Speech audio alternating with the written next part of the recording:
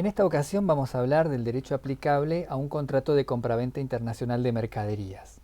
Por ejemplo, este caso de importación de champiñones que venimos trabajando. En este caso, vemos cómo aparecen distintas fuentes normativas regulando el contrato. Vemos que las partes han ejercido la autonomía de la voluntad material en diversos aspectos del contrato, por ejemplo, estableciendo cuál es el objeto del contrato, la mercadería, estos champiñones, cuál es el puerto de embarque, pactan la aplicación de una cláusula de Incoterm y también acuerdan cuál es el medio de pago. La autonomía de la voluntad material ha sido ejercida entonces y regula aspectos del contrato. También vemos que hay usos, prácticas, como esta cláusula de Incoterm, que también aparece regulando el contrato. Y puestos a buscar si hay algún tratado aplicable, encontramos uno con normas materiales que cumple los ámbitos de aplicación material, espacial y temporal. La Convención sobre los contratos de compraventa internacional de mercaderías de Viena de 1980. Esta convención delimita su ámbito de aplicación material, estableciendo en su artículo primero que va a regular contratos de compraventa de mercaderías entre partes que tengan sus establecimientos en estados diferentes. Vemos que no califica qué se considera un contrato de compraventa en esta convención, pero bueno, es un concepto tan universal que parecería ocioso establecerlo. Podemos seguir la calificación que contiene el artículo 1123 del Código Civil y Comercial, que define al contrato de compraventa como aquel en el cual una parte se obliga a entregar la propiedad de una cosa y la otra a entregar un precio en dinero. Si en cambio, la Convención establece cuándo un contrato de compraventa será considerado internacional. Y al respecto, vemos que califica la internacionalidad cuando las partes del contrato tienen sus establecimientos en estados diferentes. Esto hace un contrato internacional, no su lugar de celebración, no su lugar de cumplimiento, sino que las partes del contrato tengan domicilios en estados diferentes. Por último, no encontramos una calificación de qué entiende por mercadería, pero sí por oposición, en el artículo segundo, encontramos contratos que van a ser excluidos cuando tengan por objeto determinadas cosas que en definitiva no serán considerados mercadería para los efectos del ámbito de aplicación material de esta convención. Los valores mobiliarios, títulos o efectos de comercio y dinero, buques, embarcaciones, aerodeslizadores y aeronaves, y la electricidad son cosas que no serán consideradas mercaderías, por lo menos para la aplicación de esta convención. En el mismo artículo 2 excluye algunos contratos, entre ellos los contratos de consumo, dice para uso personal, familiar o doméstico, en tanto el vendedor haya conocido que efectivamente tenían esta finalidad. Y tampoco van a ser regulados por la Convención las compraventas en subastas y judiciales. Asimismo, la Convención excluye de su ámbito de aplicación los contratos de prestación de servicios. En algunos casos encontramos que prestaciones de servicios y compraventas aparecen ligados. Por ejemplo, en un contrato de suministro. Acá la Convención aclara que sí se considerará compraventa el contrato de suministro. ¿Cuándo? Cuando las mercaderías que van a ser manufacturadas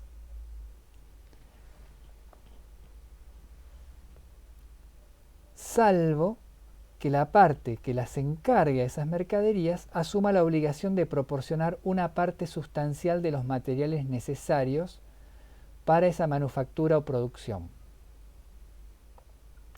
Asimismo, la Convención aclara que no se aplica a los contratos en los que la parte principal de las obligaciones de la parte que proporciona mercaderías consiste en suministrar mano de obra o prestar otros servicios. Lo que se considera para establecer cuál es la parte principal de las obligaciones es su valor económico. Si la prestación de servicios tiene un valor económico mayor a las mercaderías entregadas, se considera fuera del ámbito de aplicación de la Convención, salvo que las obligaciones sean divisibles. Y en ese caso se aplicará la Convención solamente respecto para la entrega de mercaderías. La Convención dice que sí regula la formación del contrato de compraventa, cuando hay oferta, cuando hay contraoferta, cuando hay aceptación de oferta, y los derechos y obligaciones del vendedor y del comprador dimanantes del contrato. En cambio, no regula la validez del contrato, ni la de ninguna de las estipulaciones, ni tampoco la de cualquier uso. Tampoco va a regular los efectos que el contrato pueda producir sobre la propiedad de las mercaderías vendidas. Por último, también se excluye de su ámbito de aplicación material la responsabilidad del vendedor por la muerte o las lesiones corporales causadas a una persona por las mercaderías. Pasando al ámbito de aplicación espacial de la Convención, vemos que contempla dos supuestos. Uno que podríamos considerar un ámbito de aplicación clásico y que demanda que sean parte de la Convención los estados en los cuales tienen establecimientos los estados partes del contrato. Las partes del contrato. Quiere decir que vendedor y comprador tengan establecimientos en diferentes estados ratificantes de la Convención. Pero aún en el supuesto que esto no ocurra, la Convención también podrá ser aplicable ¿en qué circunstancias? Cuando las normas de derecho internacional privado prevean la aplicación de la ley de un Estado contratante. Esto es, cuando las normas de conflicto del juez indique el derecho de un país ratificante. Por ejemplo, si la norma de conflicto indica como aplicable el derecho argentino, la Convención se aplicará porque Argentina es parte de esta Convención.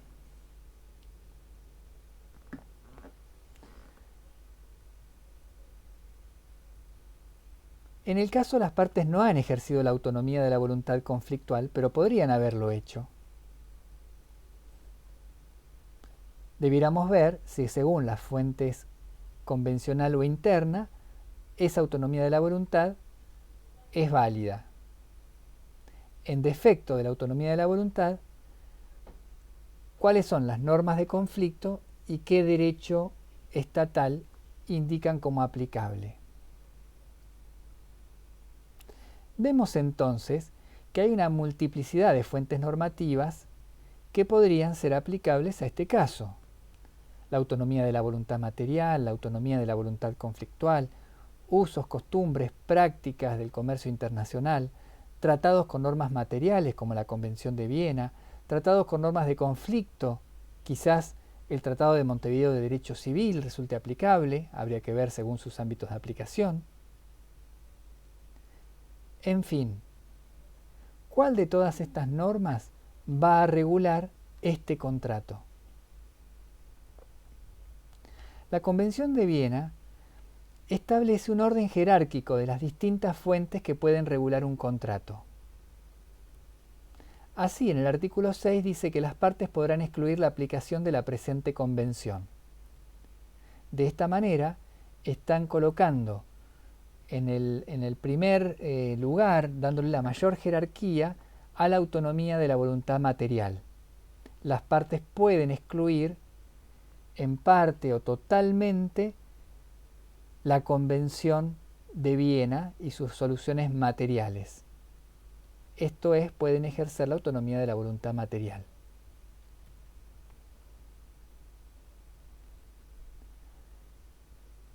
¿Qué pasa para cuestiones que no estén reguladas por la autonomía de la voluntad material, que las partes no hayan tenido en cuenta? Podemos seguir el artículo 9 y ver que, como expresa el primer párrafo, las partes quedan obligadas por cualquier uso en que hayan convenido y por cualquier práctica que hayan establecido entre ellas. Acá vemos entonces que en uso de la autonomía de la voluntad material pueden incorporar a su contrato un uso, una práctica, como en el caso que estamos analizando, pactaron la aplicación de una cláusula de Incoterm. Pero en el segundo párrafo vemos que, como dice, salvo pacto en contrario, nuevamente dándole la primacía a la autonomía de la voluntad material, se considerará que las partes han hecho tácitamente aplicable al contrato o a su formación un uso del que tenían o debían haber tenido conocimiento, y que en el comercio internacional sea ampliamente conocido y regularmente observado por las partes en contratos del mismo tipo en el tráfico mercantil de que se trate. Se considerará que las partes han hecho tácitamente aplicable al contrato. Quiere decir que, aunque las partes no lo hayan acordado expresamente, usos, prácticas, en tanto se considere que eran conocidos o debían ser conocidos por las partes, y que son ampliamente conocidos y regularmente observados en contratos de este tipo, se consideran aplicables esos usos, esas prácticas. Por eso, en segundo orden, para las cuestiones no reguladas por la autonomía de la voluntad material, encontramos a los usos, a las prácticas del comercio internacional, aunque las partes no lo hayan pactado expresamente. Se considera que han hecho tácitamente aplicable a su contrato estos usos, estas prácticas. ¿Qué ocurre con las cuestiones que no son reguladas, ni por la autonomía de la voluntad material, ni por estos usos y prácticas que las partes conocían o debían conocer y que son ampliamente conocidos y regularmente observados en contratos de este tipo? El artículo 9 de la Convención de Viena establece que para la interpretación de la presente convención se tendrán en cuenta su carácter internacional y la necesidad de promover la uniformidad de su aplicación. Y continúa que a las cuestiones que no se rijan por la presente convención se dirimirán de conformidad con los principios generales en los que se basa la presente convención. Quiere decir que para las cuestiones que no están expresamente resueltas en sus normas, se recurrirán a sus principios generales. Y solo en defecto de estos principios generales aparece la regulación de las normas de derecho internacional privado. Vemos entonces que en un tercer escalón de esta jerarquía normativa aparece la Convención de Viena y sus soluciones materiales. Solo para las cuestiones no reguladas por la autonomía de la voluntad material, ni por estos usos y prácticas del comercio internacional, ni por las normas materiales de la Convención de Viena, tendremos que buscar la solución a través del método conflictual, a través de normas de conflicto. Esta es la jerarquía entonces de las fuentes normativas que regulan un contrato de compraventa internacional de mercaderías: la autonomía de la voluntad material, los usos y prácticas del comercio internacional, las soluciones materiales de la Convención de Viena y el derecho aplicable según las normas de conflicto, es decir, según la autonomía de la voluntad conflictual o las normas de conflicto de fuente convencional o fuente interna.